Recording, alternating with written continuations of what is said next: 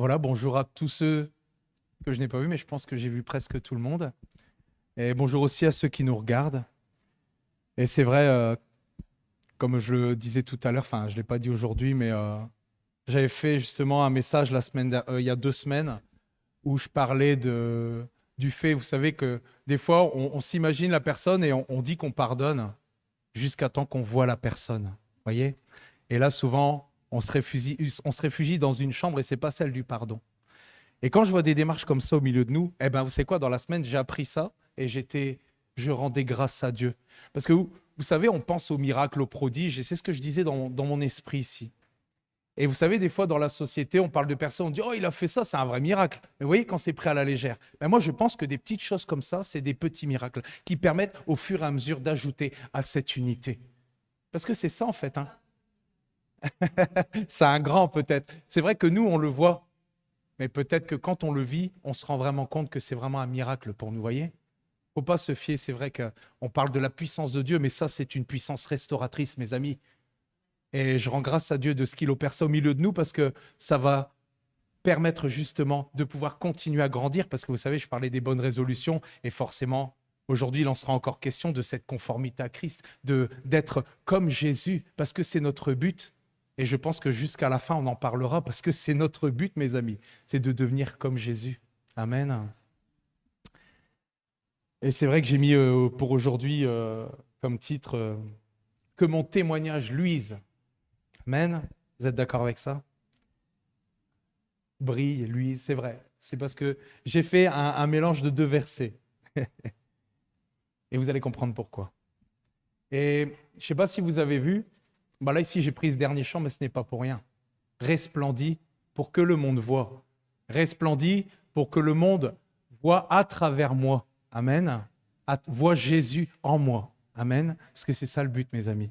Et je suis tellement heureux parce que le Seigneur me conduit. Parfois, aujourd'hui, ça va être, je pense, plus du rappel. Ça va être, je me suis rendu compte en faisant. À la fin, il y aura quelques petites surprises. Mais sinon, c'est souvent des rappels et soyez libres, parce on est libre. Donc, si vous voyez que j'oublie un mot, n'hésitez pas. C'est vrai que ça fait pas longtemps, enfin, entre guillemets, mais je suis vraiment content de ce partenariat et je veux de tout mon cœur vraiment de plus en plus cette unité au milieu de nous. Et je vous dis ça, je sens le Saint-Esprit qui confirme cela et je rends grâce à Dieu parce que c'est et je suis content que ce soit mon désir. Vous voyez ce que je veux dire? Amen. Et voilà, on va parler quelque chose de moins marrant sur le coup, mais euh, c'est pour rebondir sur ce que je vais dire aujourd'hui. Je ne sais pas si vous avez vu les événements survenus cette semaine, en particulier hier. Des frappes préventives, je vais en parler succinctement. Des bombardements, des opérations de combat majeures sont menées par les États-Unis et par Israël, et non pas, pas sur n'importe quel pays, parce qu'il y a eu aussi des prophéties qui ont été faites par rapport à l'Iran, tout ça. Il s'agit de l'Iran. Et ceux, ils disent, afin d'éliminer les menaces pesant sur Israël. Et qu'est-ce qu'a fait Téhéran? Il a ordonné des représailles et a annoncé une première vague d'attaques massives. D'ailleurs, des explosions ont été entendues à Jérusalem, mais aussi dans certains pays, et ça je l'ai vu ce matin, abritant certaines zones militaires américaines comme les Émirats arabes unis, le Qatar, le Bahreïn, le Koweït. C'est terrible. Alors vraiment, prions pour nos frères d'Israël, prions pour Israël, mais prions aussi pour ceux qui sont touchés par toutes ces attaques. Et prions pour nos frères et sœurs qui sont dans ces pays-là. C'est vrai. Amen. N'oublions pas Israël, mes amis. Et réclamons la paix de Jérusalem sans cesse. Amen. Même si on connaît les temps dans lesquels nous sommes. Amen. Et il nous est dit justement à travers les journaux que cette escalade en cours est dangereuse pour tous. Et cela est vrai. Le temps ici-bas devient vraiment mauvais. Les jours deviennent de plus en plus mauvais. Le temps se raccourcit. Et aujourd'hui, nombreux sont les chrétiens. Et c'est justement sur ça que je voulais rebondir pour continuer, qui au lieu justement de prier, tentent encore, par certaines prophéties bibliques, d'interpréter les signes des temps et de déterminer la proximité du retour de Jésus. Et ça, c'est une réalité. Avant, je faisais partie de cela, mais je vous parle de ça il y a des années en arrière. Et je me suis rendu compte que le principal, c'était pas ça le principal du message de Dieu, mes amis. C'est de ne pas connaître le jour ni l'heure, mais c'est de vraiment devenir comme Christ et de faire ce que nous avons à faire ici-bas. de témoigner. De témoigner, comme je le disais tout à l'heure, oui, de témoigner en parole et de témoigner sans parole. Et ça, on en a parlé. Et ça va être le sujet un peu plus loin. Et c'est ça. Pourtant, comme je le disais, ce n'est pas ça qui nous importe. Ce n'est pas de savoir quand Jésus revient. On connaît les temps. Comme la tribu d'Issachar connaissait les temps dans lesquels ils étaient. Et pourtant, je le répète, l'une des déclarations claires faites par Jésus dans la parole de Dieu concernant son second avènement se trouve dans, et je prends la Bible Louis II 21, Matthieu 24, 14. Et c'est vrai qu'Agathe l'a déjà pris, je l'ai déjà pris, mais on peut tellement faire de messages par rapport à ce verset. Cette bonne nouvelle du royaume sera proclamée dans le monde entier pour servir de témoignage à toutes les nations. Alors viendra la fin. Il y a marqué nulle part qu'on parle, vous voyez ce que je veux dire? Qu'on cherche prophétiquement, qu'on cherche l'eschatologie, non. La bonne nouvelle servira de témoignage à toutes les nations. Alors à ce moment-là, viendra la fin. Pas avant. Et je peux vous dire une chose, c'est qu'on a encore du boulot autour de nous. Amen. Et le mot que Jésus utilise ici pour témoignage dans ce verset est le même mot utilisé pour témoin. Je ne vais pas commencer à rentrer dans les mots grecs. Et il signifie littéralement preuve d'un fait ou preuve du fait. Et Jésus nous parle ici non seulement de prêcher l'évangile, mais aussi de le présenter comme un témoignage. Ce qui signifie que l'évangile que nous prêchons n'est efficace qu'à condition qu'il soit soutenu par une vie qui témoigne de cette réalité-là. Amen. Et on revient toujours à la même chose, mais sous différentes manières. Parce que c'est notre but ici-bas, mes amis. Amen. Donc vous l'aurez compris, nous allons parler aujourd'hui d'une autre manière de ressembler à Christ. Nous allons parler d'une autre manière de voir justement au niveau de l'évangélisation, de voir ce qu'il convient d'avoir et d'être. Et nous allons parler de témoignage aujourd'hui. Mais d'abord, qu'est-ce que le témoignage? Commençons par le commencement. Et c'est pour ça que je dis que pour beaucoup, ce sera un rappel. Et peut-être que celui qui nous regarde ne connaît peut-être pas le Seigneur, parce qu'il y a des choses qui sont données aussi un petit peu pour l'évangélisation, donc ne sait-on jamais. Que signifie témoigner? Eh bien, j'ai pris la définition dans le dictionnaire normal, et vous savez quoi, il y a des mots, ils sont faits juste pour être bibliques. Témoignage, c'est une déclaration de ce que l'on a vu, entendu, servant à l'établissement de la vérité. Amen. Et quand on y regarde de plus près, et que l'on pense justement à notre relation avec Dieu, nous voyons que c'est Dieu qui témoigne en premier, mes amis. Il témoigne comment? Et vous savez quoi, je n'ai pas fait exprès de prendre ce chant. Vous voyez comment l'Esprit conduit les choses. Vous avez vu à quel point on peut voir à travers la création de Dieu combien Dieu témoigne. Vous avez vu à travers ce chant tout à l'heure, quand tu parles. Wow, quand je le chantais, c'était extraordinaire, extraordinaire. Donc c'est ça, en premier, Dieu témoigne à travers sa création. Il a témoigné à travers Jésus lorsqu'il était sur terre. Et aujourd'hui, il témoigne à travers mon cœur. Il témoigne à travers ton cœur, à toi aussi qui nous regarde. Toi qui es présent ou toi qui nous regarde, comment le fait-il? Comment Dieu le fait-il? Et je pense qu'une partie de ce message s'adressera, et c'est ce que je disais tout à l'heure, à quelqu'un qui ne connaît peut-être pas Dieu ou qui connaît mal Dieu. Peut-être toi qui nous regardes ou peut-être quelqu'un qui a mis de côté le Saint-Esprit. Parce que c'est ça qui est important et qui est vital. C'est le Saint-Esprit, mes amis. Nous allons parler du Saint-Esprit parce que c'est un sacré témoin. Et qui n'a pas conscience de son importance vitale et de son rôle primordial, vital dans nos vies, mes amis. Amen. Et je vais prendre la suite justement avec vous. Dans la Louis II 21, je vais prendre Jean 16, 13. On va voyager à travers les versions lors de ce message. Nous allons voyager un petit peu.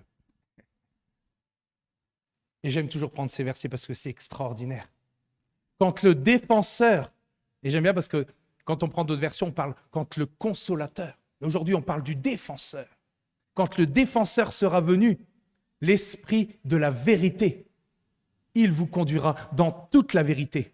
Et c'est ça qui est intéressant, écoutez. Car il ne parlera pas de lui-même, mais il dira tout ce qu'il aura entendu. N'est-ce pas l'un témoin?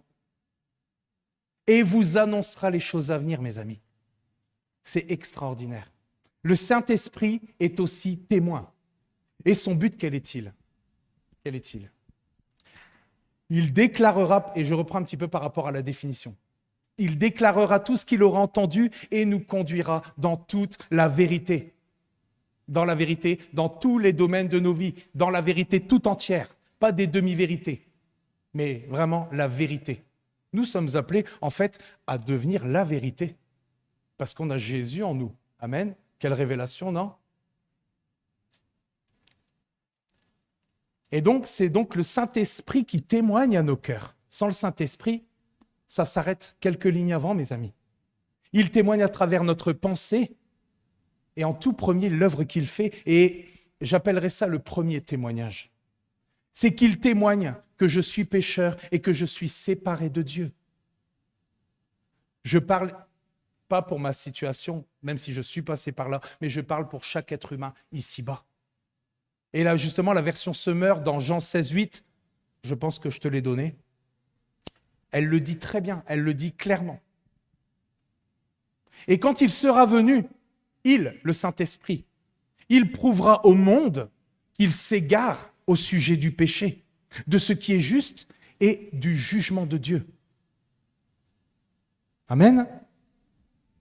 Le Saint-Esprit, mes amis, témoigne à la barre des témoins, devant le tribunal de Dieu à ce moment-là, et devant le tribunal de notre conscience. C'est ce témoin fidèle qui va témoigner, qui va persuader, qui va convaincre les gens sincères qu'ils font erreur dans leur façon non seulement de concevoir le Créateur qui est Dieu, et surtout par rapport à sa sainteté, mes amis. L'humanité ne peut pas s'imaginer à quel point Dieu a en horreur le péché. Nous le savons. Amen. Combien sa justice est implacable et combien son jugement est réel et sans appel. Quand quelqu'un est convaincu de péché devant Dieu, il prend conscience justement de cette justice divine et du jugement éternel. Et j'appellerais ça comme cela, et une crise de conscience le mène soit à la repentance et au salut, ou malheureusement à l'endurcissement et ses conséquences malheureuses et désastreuses. Amen. Car aujourd'hui, mes amis, Dieu fait encore grâce et annonce bibliquement. Et quand je dis bibliquement, c'est parce que j'ai pris cette phrase qui est un verset de la Bible, en fait. Et annonce bibliquement à tout homme et à toute femme qu'ils doivent changer.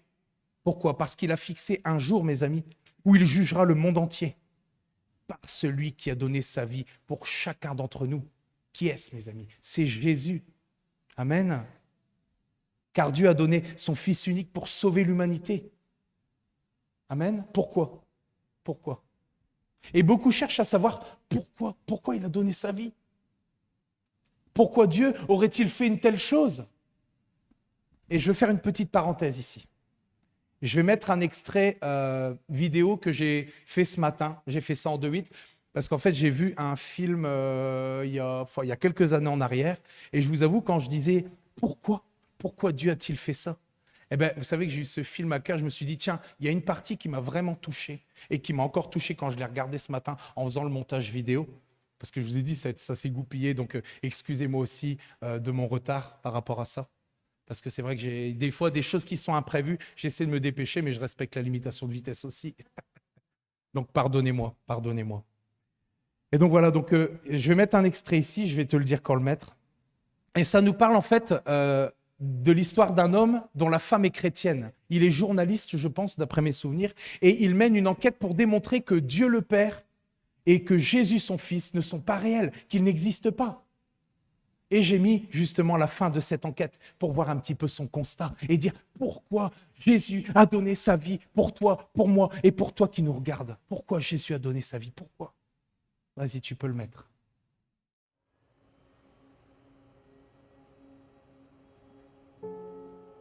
Seigneur, je t'en prie, adoucis le cœur de Lee. Place en lui un nouvel esprit. Ôte de sa poitrine son cœur de pierre et donne-lui un cœur de chair.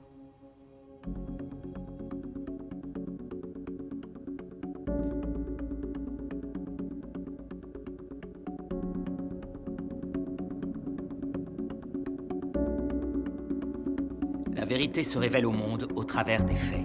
Toute la foi chrétienne repose sur la résurrection de Jésus. Si ça ne tient plus, le château de cartes s'effondre. Il suffit de démontrer que Jésus est mort et qu'il a été vu après sa mort. Comment peut-on être sûr de la fiabilité de ces manuscrits? À ce jour, les archéologues ont découvert 5843 manuscrits grecs du Nouveau Testament. Dans toute l'histoire humaine, il n'existe rien d'équivalent. Avez-vous foi en l'association médicale américaine? Oui, Jésus-Christ est mort sur la croix. vous ne me dites pas ce que j'espérais entendre. Mais si c'est la vérité, t'aurais pas envie de le Les savoir. comptes rendus les plus anciens disent que le corps de Jésus a effectivement été placé dans une tombe. N'est-ce pas des preuves que vous cherchez? La foi est la preuve des choses qui nous sont cachées. Lorsque les policiers vont interroger plusieurs témoins au sujet d'un crime, ils ne se soucient pas que les détails secondaires ne soient pas cohérents tant que le cœur de l'histoire est le même. Cette source fait aussi état de 500 personnes différentes l'ayant vu au même moment. Ce serait un miracle encore plus grand que la résurrection Les elle-même. disciples ont rapporté ce qui s'est Ces gens réellement n'avaient passé. aucune raison de mentir. Mais assez de preuves seront-elles assez de preuves? Je ressens quelque chose qui est peut-être plus réel que tout ce que j'ai jamais ressenti dans ma Ceci vie. n'est pas une affliction que l'on peut feindre. Ça reste un acte de foi. Mais pourquoi a-t-il fait ça? C'est extrêmement simple. L'amour.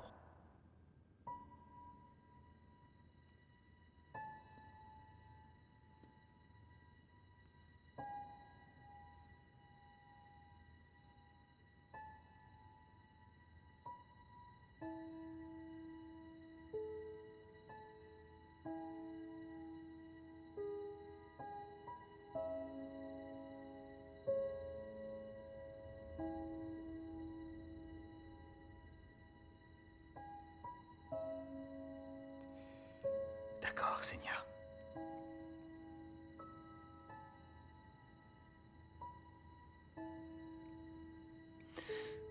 Tu as gagné.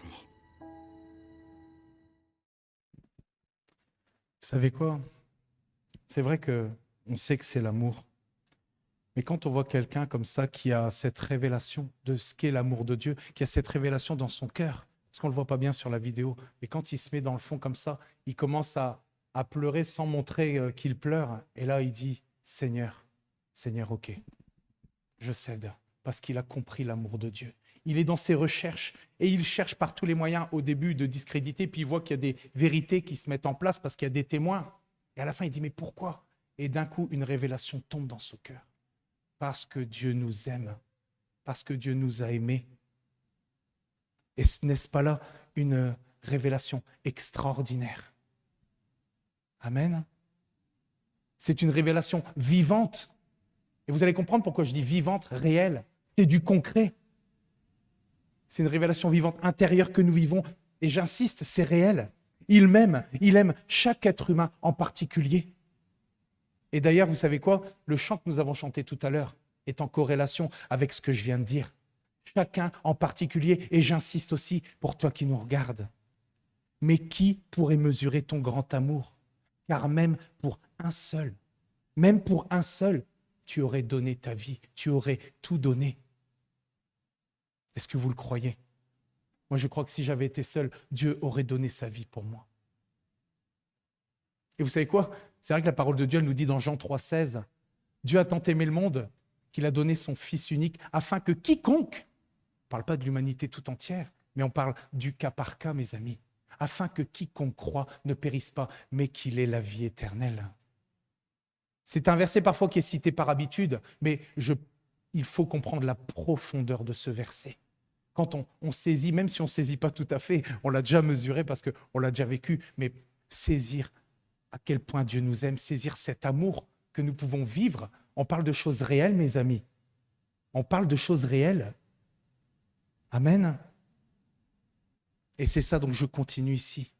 Une fois que je me suis sincèrement repenti, que j'ai donné sincèrement mon cœur à celui, j'insiste sur le sincèrement, que j'ai donné sincèrement mon cœur à celui qui m'a sauvé pour la vie, pour l'éternité, que j'ai accepté sincèrement Jésus par la foi en ce qu'il a souffert, en ce qu'il est mort pour moi, pour mes péchés, qu'il a pris ma place, et là on peut le dire, par amour, alors que c'était moi qui méritais de mourir. Je ne mérite rien du tout, mais parce qu'il m'a aimé plus que tout, il a donné sa vie pour moi, pour que je vive avec lui, parce que c'est pour cela que nous avons été créés, pour une relation, pour un partenariat avec lui. Amen. Ah, merci Saint-Esprit. Et le Saint-Esprit, qu'est-ce qu'il fait à ce moment-là? Et j'appellerai ça le deuxième témoignage, une fois que cette démarche est faite.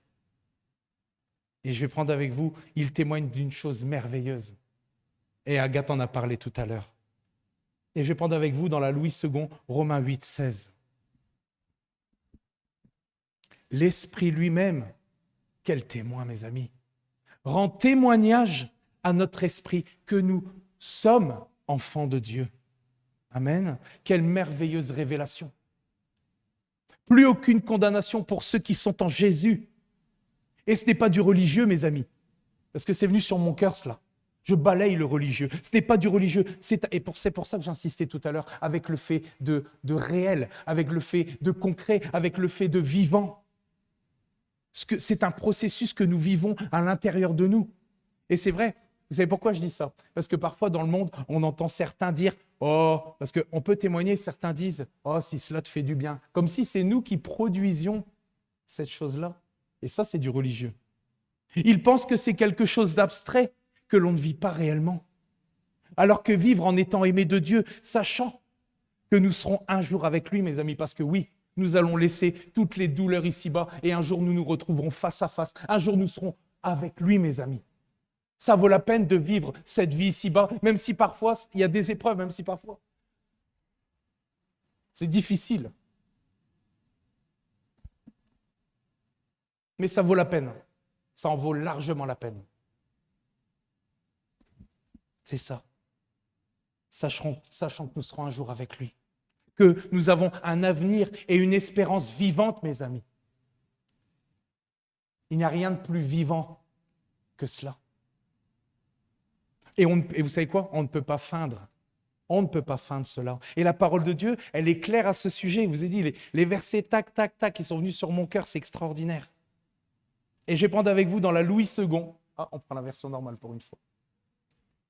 Romains 5, 5, qui nous dit.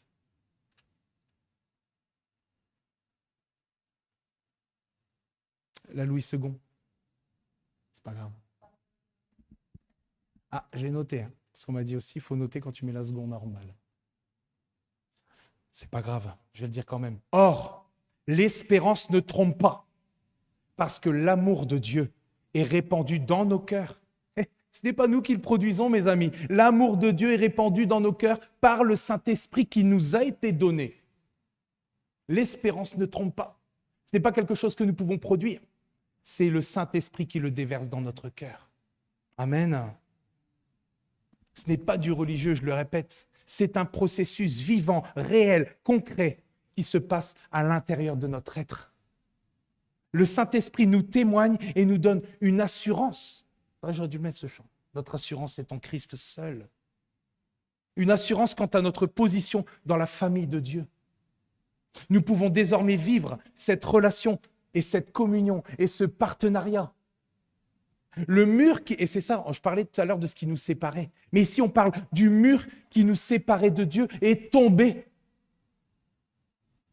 Le témoignage du Saint-Esprit nous donne également l'assurance du salut et de notre adoption dans la famille de Dieu. Et je continue en prenant ici, dans la version Summer, je vais prendre Romains 8, 15, pour prouver. Amen. Et vous savez pourquoi on a chanté Abba Père. En effet, vous n'avez pas reçu un esprit qui fait de vous des esclaves et vous amène à la crainte. Non. Vous avez reçu l'Esprit qui fait de vous des fils adoptifs de Dieu. Car c'est par cet Esprit, et seulement par cet Esprit, que nous pouvons crier, que nous crions Abba, c'est-à-dire Père. C'est très significatif, non? Nous ne sommes pas seulement serviteurs ou disciples, mais des enfants bien-aimés de Dieu. Et nous pouvons appeler notre Dieu Papa, Abba. Dans l'Ancien Testament, aucun n'appelait Dieu Abba. Il avait différents noms. Et c'est à partir vraiment de cette nouvelle alliance que nous pouvons appeler notre Dieu Papa. Et c'est notre Papa. Amen. Et c'est un terme araméen qui exprime l'intimité, qui exprime l'affection, qui exprime l'amour. Et Galates 6 nous confirme le témoignage du Saint-Esprit. Extraordinaire. Je t'en prie. semeur, Galates 4, 6. Que des confirmations. Je pense que c'est ça. Suis-je donc? Ah, 4, 6, ouais, 4, 6, ça va, c'est pas moi. Ouf, c'est pas moi. Parce que ça m'est déjà arrivé, c'est vrai. Mais des fois, on est dans notre pensée, on est dans la pensée de Dieu, et je prends le verset d'à côté, malheureusement. Ah. Et c'est la version Summer, c'est ça? Magnifique. En effet, vous n'avez pas reçu. Ah non, excusez-moi, j'étais en train de relire l'autre. Autant pour moi. Puisque vous êtes bien ses fils, Dieu a envoyé dans nos cœurs l'esprit de son Fils qui crie Abba, c'est-à-dire Père. Amen. Est-ce que nous saisissons cette révélation? Nous sommes fils et filles de Dieu, et c'est le Saint-Esprit qui confirme cela. Amen. Et on va voir que ce n'est pas juste une fois que nous sommes convertis. Quel témoignage puissant, ce merveilleux esprit est le signe et le sceau de notre adoption. Et on en a déjà parlé, mais on ne se lasse pas. Pourquoi le signe et le sceau de notre adoption? Et je vais prendre avec vous dans la Louis II 21, Éphésiens 1, 13, 14. Je reprends mon souffle. Ouais. Ah, Seigneur.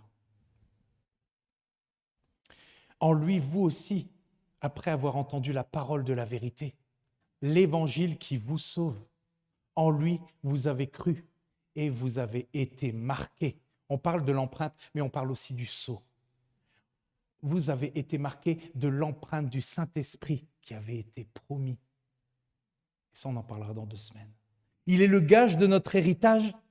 Il est le gage de notre héritage en attendant la libération de ceux que Dieu s'est acquis pour célébrer sa gloire. Extraordinaire. On ne peut que rendre grâce à Dieu. Et de voir justement, encore une fois, l'importance d'avoir le Saint-Esprit. De ne pas négliger le Saint-Esprit. Parce que sans lui, rien ne peut se passer. Rien, absolument rien. Alors nous voulons encore te dire, Saint-Esprit, tu es le bienvenu. Tombe sur nous, Saint-Esprit. Même si nous t'avons en nous, nous réclamons ta manifestation. Fais ce que toi seul sais faire en moi. Fais ce que toi seul peux faire en moi. Ça doit être notre désir à chacun. Amen. Nous sommes scellés. Il est le gage de notre héritage en attendant ce jour glorieux où nous serons enlevés, où nous le rencontrerons face à face, et c'est ce que je disais tout à l'heure. Le témoignage du Saint-Esprit ne s'arrête pas là. Ce n'est que le début, mais quel début, mes amis. Vous allez voir où je vais en venir. Mais, et c'est vrai que j'avais eu cette pensée, si ces prémices concernant ce message touchent le cœur de quelqu'un, alors je suis heureux. Si toi qui nous regardes, cela a touché ton cœur, alors je suis vraiment heureux. Car quand on voit le résultat de cette démarche de cœur envers Dieu et de ce qu'elle entraîne à un niveau éternel, et c'est ce que je disais tout à l'heure, cela vaut largement la peine de témoigner, quoi que nous puissions vivre. Amen. Amen. Le témoignage du Saint-Esprit sur notre esprit, à notre esprit, impliquera également un phénomène, et ça, on en vient, un phénomène de changement, un phénomène de transformation dans notre vie, et j'appellerai ça le 3e témoignage. Dans la version Darby, je vais prendre avec vous Romains 8, 14. Et tu l'as pris il n'y a pas longtemps, justement, dans un de tes messages. Car tous ceux, et j'ai pris la version Darby parce qu'elle insiste bien, car tous ceux qui sont conduits par l'Esprit de Dieu, ceux-là sont fils de Dieu. Celles-là sont filles de Dieu. Amen. Je n'oublie personne. Être conduit par l'Esprit, c'est refléter progressivement et rechercher à refléter progressivement le caractère de Jésus. Et je ne me lasse pas. J'ai pas pris le verset, mais vous allez le dire avec moi. Refléter progressivement le caractère de Jésus. L'amour, c'est la joie, c'est la paix, c'est la patience, c'est la bonté, c'est la bienveillance, c'est la foi, la douceur, la maîtrise de soi. Et c'est vrai que quand on regarde ça, on sent qu'à certains égards, on a encore besoin de changer. Parce que c'est comme ça. Et ce sera jusqu'à la fin. Paul le disait. Je n'ai pas tout saisi, mais je continue. Je me porte en avant pour saisir le prix. Il disait qu'il n'était pas parfait. Il disait, mais il continuait de faire cette démarche d'être progressivement de plus en plus vraiment à l'image de notre Seigneur. Amen. C'est vrai, à chaque fois c'est facile, on prend Paul. On prend Paul la plupart du temps, mais c'est tellement un bon exemple terrestre, je dirais. Un Dieu extraordinaire. Donc quand l'Esprit de Dieu nous conduit, il produit, et c'est là, vous allez voir, ce que je disais tout à l'heure, il témoigne. Il produit une action continuelle, profonde et bienfaisante. Le verbe être dans son conduit, quand on regarde, ça nous parle d'un présent continu. Coïncidence? Donc l'Esprit rend continuellement témoignage à notre esprit. Et ce fruit qui prend place continuellement, et là écoutez bien, confirme la présence intérieure du Saint-Esprit et donc l'Esprit témoigne à notre esprit de notre identité en tant qu'enfant de Dieu. Amen. Amen. Nous qui sommes conduits par le Saint-Esprit et qui possédons le témoignage de l'Esprit, nous devenons à notre tour des témoignages. Il y a beaucoup de répétitions, mais ça en vaut la peine. Nous devenons à notre tour des témoignages. Nous devenons à notre tour des témoins, mes amis. Mais la question, c'est comment être des témoins efficaces dans un monde aussi perdu, dans une génération aussi perdue.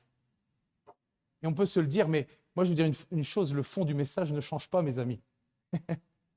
C'est le Saint-Esprit, c'est de comment il le révèle à chacun. Amen.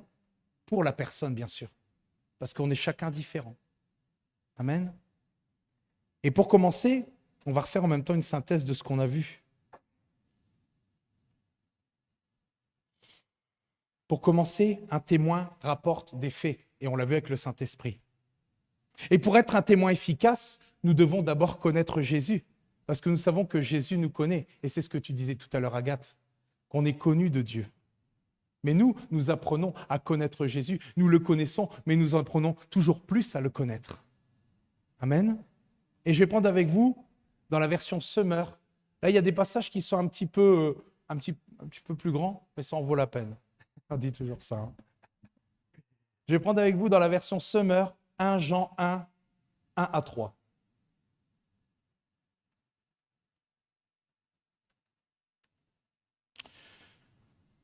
Nous vous annonçons le message de celui qui est la vie. Nous vous annonçons ce qui était dès le commencement. Nous l'avons entendu, nous l'avons vu de nos propres yeux, nous l'avons contemplé entre nos mains, et nos mains l'ont touché, Celui qui est la vie s'est manifesté. Nous l'avons vu, nous en parlons en témoin, et nous vous annonçons la vie éternelle qui était auprès du Père et qui s'est manifestée pour nous. Oui, ce que nous avons vu et entendu, nous vous l'annonçons à vous aussi, afin que vous aussi, vous soyez en communion avec nous. Or, la communion dont nous jouissons est avec le Père et avec son Fils Jésus. Par le Saint-Esprit. Ça, c'est rajouté, mais c'est la vérité. Et il est vrai qu'ici, le « nous » fait référence aux apôtres qui, oui, c'est vrai, ils ont vu Jésus de leurs propres yeux. Ils l'ont connu personnellement et ils ont marché avec lui pendant 3 ans environ. Et alors, mais comment le connaissons-nous? Comment l'aimons-nous sans même l'avoir vu? Je pense que vous avez deviné. Et je vais prendre avec vous justement pour étayer dans la Bible Summer 1 Pierre 1, 8. Jésus, vous ne l'avez pas vu et pourtant vous l'aimez. Mais en plaçant votre confiance en lui sans le voir encore, vous êtes remplis d'une joie glorieuse qu'aucune parole ne saurait exprimer. Amen? J'ai entendu amen là-bas. Nous pouvons le connaître et on va voir, on le sait. Nous pouvons le connaître et l'aimer grâce au témoignage du Saint-Esprit. Je pense que maintenant on le sait, les amis. Jésus vit en nous et il est en nous à travers ce témoin merveilleux. Nous apprenons à le connaître et à l'aimer à travers sa parole écrite, parce que oui, c'est un livre de vie, à travers sa parole révélée. Et par l'intermédiaire du Saint-Esprit, nous pouvons avoir cette relation, cette communion. Cela ne va pas que dans un sens, mes amis. On parle d'une relation, une relation c'est à 2 minimum, enfin 2, quand on parle de Dieu. Et cette communion avec le Père et le Fils, c'est pour cela que nous avons été créés, c'est ce que je nous disais tout à l'heure. Je relis Summer 1, Pierre 1, 8. Jésus, vous ne l'avez pas vu et pourtant vous l'aimez. Amen. Mais en plaçant votre confiance en lui sans le voir encore, vous êtes rempli d'une joie glorieuse qu'aucune parole saurait exprimer. Amen. Nous sommes remplis d'une joie glorieuse qu'aucune parole ne saurait exprimer. Cela veut dire quoi? Cela veut dire que, encore une fois, ce n'est pas nous qui le produisons. C'est réel, c'est pour ça que j'ai insisté tout à l'heure. C'est vivant et c'est le témoignage de l'Esprit en nous qui produit cela. C'est son œuvre. Il s'agit ici d'une joie d'essence divine, mes amis. On en a déjà parlé. Et d'un amour surnaturel qui dépasse toute compréhension humaine. Et ne dépend certainement pas de l'état de mon âme. Amen. C'est comme ça qu'au milieu du feu, Dieu peut nous donner sa paix. Au milieu du feu, Dieu peut nous donner sa joie, son amour. Il peut tout nous donner parce que cela ne dépend pas de nos conditions. Parce qu'il est Dieu, parce que c'est divin. Parce que ça, ce n'est pas directement à notre âme, mais ça passe par notre esprit qui dicte à l'âme. Amen ou pas? Je continue. Donc nous, aujourd'hui, qui expérimentons cette nouvelle vie en Jésus, nous pouvons manifester son amour. Et petit clin d'œil, nous pouvons manifester son pardon en parole et par nos vies. C'est cela notre témoignage. Pour être des témoins efficaces, nous devons nous souvenir de plusieurs éléments de base. Vous allez comprendre ce que je dis quand je parle d'éléments de base. Petit 1, l'objet de notre témoignage, quel est-il? C'est Jésus, mes amis. Et je vais prendre avec vous 1 Corinthiens 15, 1 à 4. Un petit peu long, mais c'est du bon.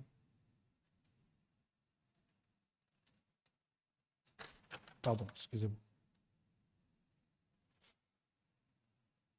Mes frères, je vous rappelle la bonne nouvelle que je vous ai annoncée, que vous avez reçue et à laquelle vous demeurez attachés. C'est par elle que vous êtes sauvés si vous la retenez telle que je vous l'ai annoncée. Autrement, vous auriez cru en vain. Je vous ai transmis comme un enseignement de première importance. Excusez-moi. Biblique. Je vous l'ai transmis comme... Je vous l'ai transmis comme un élément de première... C'est ça, élément? Comme un enseignement de première importance. Ce que j'avais moi-même reçu. Et ce que nous avons normalement, nous, reçu. Amen. Christ est mort pour nos péchés conformément aux Écritures. Il a été mis au tombeau, il est ressuscité le 3e jour, comme l'avaient annoncé les Écritures. C'est un sacré condensé. Et cela paraît logique, mais si nous n'expliquons pas le sacrifice de Jésus, nous n'annonçons pas vraiment l'Évangile. Amen. Car c'est la bonne nouvelle concernant l'âme. On parle de bonne nouvelle, mes amis. C'est la bonne nouvelle concernant l'amour de Dieu, et on en a parlé. En ce qu'il a fait. Et nous en avons parlé justement plus haut. Ainsi que la vie éternelle avec lui. Être avec lui dans le royaume du Père pour l'éternité. Et je ne veux jamais me lasser de dire cela parce que c'est notre espérance aussi. Notre espérance à tous. C'est de vivre l'éternité avec Dieu. Amen. Amen. Et c'est vrai, cela paraît logique. C'est l'essentiel, le vital qui est apporté. Et Paul le dit très bien aux Corinthiens, car je n'ai pas estimé, et ça je n'ai pas pris, car je n'ai pas estimé devoir vous apporter autre chose que Jésus et Jésus crucifié. C'est un sacré condensé, mais par le Saint-Esprit, on peut tout faire. Et ce sera selon la personne et selon ce que l'Esprit nous témoigne, parce que nous n'apporterons pas le message de la même manière à tout le monde. Amen. Car c'est toujours en coopération. Le Saint-Esprit, Dieu aime cette coopération avec nous. Et c'est en coopération avec le Saint-Esprit que nous allons pouvoir annoncer la bonne nouvelle, que nous annonçons la bonne nouvelle, et pas mécaniquement. Vous voyez ce que je veux dire? Encore une fois, c'est avec le témoignage du Saint-Esprit qui témoigne en nous pour la personne. Amen. Mais ça demande de se consacrer, ça demande parfois de se lever. Et quand on sait qu'on a une journée, on prie. On prie le matin, on dit « Seigneur, voilà, maintenant, mets sur ma route, Seigneur Jésus, des personnes à qui je vais pouvoir parler par ton esprit. Et si tu as quelques paroles de connaissance, paroles de sagesse, parce que j'ai vu des témoignages où des paroles de connaissance étaient données sur la vie de certains, de certaines. Wow, mais je peux vous dire, moi, ça me faisait pleurer, ça, parce que les gens étaient touchés. Parce qu'à travers ce que les gens vivaient, ils disaient, tu vois, tu as cette blessure-là, mais Dieu peut te guérir, parce que Dieu t'aime, parce que Dieu a donné sa vie, parce que Dieu veut que tu sois avec lui pour l'éternité. Il y a autre chose que ce que tu vis là, ici-bas. Amen.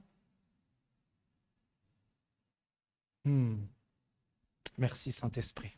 Je continue.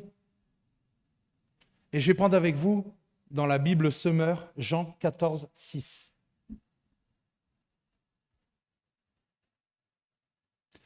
Le chemin, répondit Jésus, le chemin, c'est moi, parce que je suis la vérité, je suis la vie.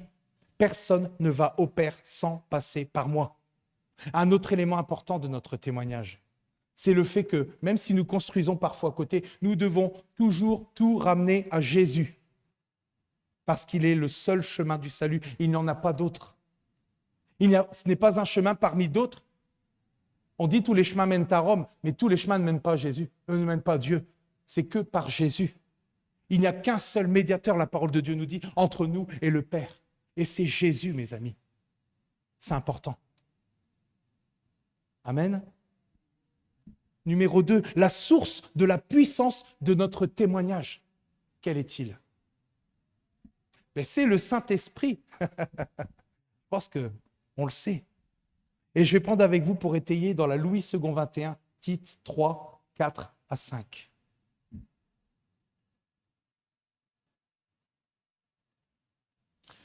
Mais lorsque la bonté de Dieu, notre Sauveur, et son amour pour les hommes ont été révélés, il nous a sauvés. Et il ne l'a pas fait à cause des actes de justice que nous aurions pu accomplir, mais conformément à sa compassion, à travers le bain de la nouvelle naissance et, sans surprise, le renouvellement du Saint-Esprit. Ce n'est pas nous, ce n'est pas nos propres œuvres, parce que comme je le disais tout à l'heure, nous ne méritons absolument rien. Je ne mérite rien du tout. Je suis juste un canal. Je ne mérite pas. Amen. C'est l'esprit de la grâce qui transforme nos vies d'une manière visible à tous. C'est vrai, parce que c'est ça. C'est d'une manière visible à tous. Mais le changement, lui, s'opère dans l'invisible, il s'opère dans le lieu secret, il s'opère à travers la prière, à travers la sanctification, mes amis. Et c'est le Saint-Esprit encore qui opère ce renouvellement. C'est ce qui nous est dit au-dessus. Amen.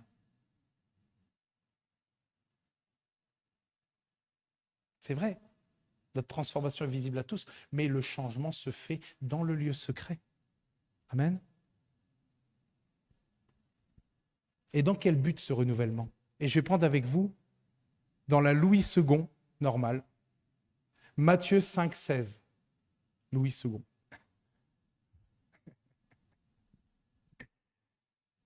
Et là, on y vient, mes amis. Que votre lumière luise ainsi devant les hommes, afin qu'ils voient vos bonnes œuvres et qu'ils glorifient votre Père qui est dans les cieux. Nous étions dans les ténèbres, et c'est ce que la parole de Dieu nous dit. Nous étions dans les ténèbres, mais il nous a fait passer des ténèbres à son admirable lumière. Nous sommes passés, mes amis, d'un royaume à un autre. Nous avons reçu le témoignage de sa lumière. Nous sommes devenus sa lumière. Mais ce n'est pas pour la laisser cacher. Il désire que nous éclairions autour de nous. Amen. Ils seront attirés par nous, par notre témoignage. Et cette lumière brillera en sorte que les autres reconnaissent Jésus en nous. On revient à ce que je disais au tout début. Par le témoignage et la puissance de son esprit. Amen. Et en 3, la validité de notre témoignage, qui rejoindra certes un petit peu ce que j'ai dit en numéro 2, parce que j'ai débordé un petit peu, sur la source de la puissance de notre témoignage, mais ce n'est pas grave. Elle se manifeste par notre vie, la validité de notre témoignage. Et un verset, 2 versets même. J'ai mis un verset, mais c'est 2 versets qui fixent cet objectif. Je vais prendre le plus court des deux en premier, et qui est certainement l'un des plus importants de la parole de Dieu. Louis II 21, Philippiens 2, 5. Que votre attitude soit identique à celle de Jésus. C'est chaud, hein? Que ferait Jésus à ma place? On se pose des fois la question, hein, et on se rend compte que des fois, il ne ferait pas ça. Que votre attitude soit identique à celle de Jésus. Waouh! Et je continue. Est-ce qu'on a la version Osterwald? À chaque fois, je le demande, mais... Et dans la version Osterwald, toujours dans Philippiens 2, toujours dans Philippiens 2, 14, 15. Ah ben voilà. Putain, je suis bluffé. Je pensais que tu le mettais seulement. Faites toutes choses sans murmure. Et je vais faire un melting pot des versions dans le sens où faites toutes choses sans murmure et sans dispute, sans hésitation, sans discuter, sans contester et sans nous plaindre. Afin que vous soyez sans reproche, sans tache. Et dans une autre version, il dit irréprochable et pur. Enfant de Dieu, amen. Témoignage du Saint-Esprit en nous. Enfant de Dieu, irrépréhensible au milieu d'une génération dépravée et perverse. Au sein de laquelle, quoi? Vous brillez comme des flambeaux dans le monde. Et c'est cette version-là, je l'ai prise parce qu'à la fin, ça termine super bien. Y portant la parole de vie, mes amis. Même dans les autres versions, ça finit bien. C'est ça, y portant la parole de vie, mes amis. Je peux vous dire quelque chose avec certitude. Et j'en ai parlé un petit peu la dernière fois. Mais vous savez quoi? Nous sommes très observés à l'extérieur. Nous sommes très observés à l'extérieur. Et on ne peut bien parler que de ce que l'on vit. Alors, je vais vous raconter justement, parce que je me suis rendu compte que oui, on pense que les gens, parfois, ils nous critiquent et tout, mais c'est pas grave parce que voilà, je les aime quand même et je leur pardonne parce que voilà. Parce que c'est comme ça. Et il y a l'amour de Dieu qui coule en moi. C'est quelque chose qu'on ne peut pas feindre. Et on ne peut parler que de ce que l'on vit. Et vous savez quoi? J'ai un de mes collègues, sans le faire exprès, j'ai vu qu'il s'était abonné à la chaîne. Bon, il s'est désabonné. Il s'est abonné à la chaîne et je l'ai vu parce que parfois je vais voir un petit peu s'il y a des commentaires, je vais voir un petit peu s'il y a des choses qui sont données, tout ça, qui sont dites. Et quand j'ai vu, j'étais sur la chaîne YouTube et puis en fait, il s'est retiré. Mais c'est pas grave. C'est pas grave. C'est pas grave. Parce que ça veut dire que je laisse mon empreinte. Amen? Non, pas amen. C'est pas mon empreinte. C'est le témoignage du Saint-Esprit à travers moi. C'est l'empreinte du Saint-Esprit à travers moi. Amen? Ah, je plaisante, vous savez. C'est bien de temps en temps. J'ai un autre collègue. Et vous savez quoi? Ça m'a étonné parce que la semaine dernière encore, il y a 2 semaines, quand j'ai fait le message du dimanche, en fait, je l'ai vu du lundi ou du mardi. Et ce n'est pas la première fois qu'il me le fait. Il me cite le titre de la prédication et il me cite aussi des phrases que je dis dans la prédication, dans le message. Ah ouais? Gaëtan, si tu nous regardes, je te fais une bise. On ne sait jamais, parce que comme je te dis, des fois, mais c'est extraordinaire, parce que c'est des petites choses comme ça qui font qu'on pense que notre entourage ne regarde pas, qu'on est jugé, qu'on nous dit « Ah ben non, celui-là, il est complètement perché. » C'est vrai, on est des fous de Dieu. Mais en plus, il y a Jérôme qui est là. Mais nous sommes observés. Et justement, la question à savoir, c'est quel témoignage donnons-nous au monde? Parce que des fois, on ne se pense pas observé. On se dit, parce que c'est vrai en fait, on tient la vérité à l'église, entre guillemets, la vérité. Vous voyez, on se comporte bien, on fait des choses et tout.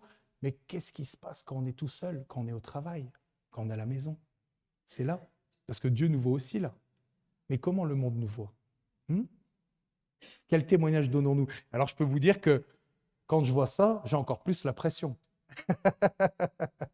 Vous vous rendez compte? C'est extra. Enfin, c'est des choses pour moi qui sont géniales, mais en plus de ça, j'ai vraiment ce désir de vouloir être comme Christ. Parce que c'est des personnes comme ça qui, au moment où elles vont aller mal et tout, et c'est vrai, c'est ce qui arrive parfois, quand les personnes vont mal, quand les personnes sont atteintes de pathologie ou certaines choses comme ça, eh bien, elles viennent nous voir, nous parler à nous, sans nous dire « prie pour moi », sans nous dire certaines choses, mais elles viennent nous voir, nous, parce que nous sommes des témoignages, mes amis. Amen. Amen. Et nous parlions justement du fait de qui, c'est ça. Donc à ce même, parce que je me suis un petit peu égaré, mais en bon. Et cet homme-là, donc ce collègue, nous parlons justement du fait de qui j'étais avant de connaître Dieu. Et ça, comme je vous dis, on en parlera dans 2 semaines, parce que c'est vraiment encore des révélations de la part du Saint-Esprit, c'est génial. Et de ce que je suis devenu. Et j'avoue, parce qu'en toute humilité, de ce que je dois encore m'améliorer. Parce que ce n'est pas fini, mes amis. C'est pas fini. Jusqu'au bout, envers et contre tout. Amen. C'est jusqu'au bout, mes amis. Et notre but, justement, est de mener une vie où, j'ai rectifié, ou plutôt de mener de plus en plus, de gloire en gloire, de mener de plus en plus une vie sans tache, sans reproche, de plus en plus irréprochable, avec une attitude de plus en plus identique à celle de Jésus, transformée de plus en plus à son image. Et j'aime bien cette version-là quand il dit « dans une gloire dont l'éclat ne cesse de grandir ». Et interpelle cette génération par sa lumière, par le témoignage du Saint-Esprit, à travers notre esprit.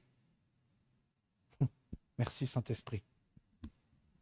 Et à la vue des événements, justement, dont je parlais au début, à la vue des événements, tout domaine confondu, parce que là, je parlais juste des guerres et des bruits de guerre, mais je parle tout domaine confondu, nous voyons la fenêtre de la grâce se rétrécir de plus en plus. Nous savons que notre temps, nous savons que le temps des nations est compté, mes amis. Nous savons que la houlette grâce de Dieu se brisera, c'est prophétique. Elle se brisera un jour, la houlette grâce.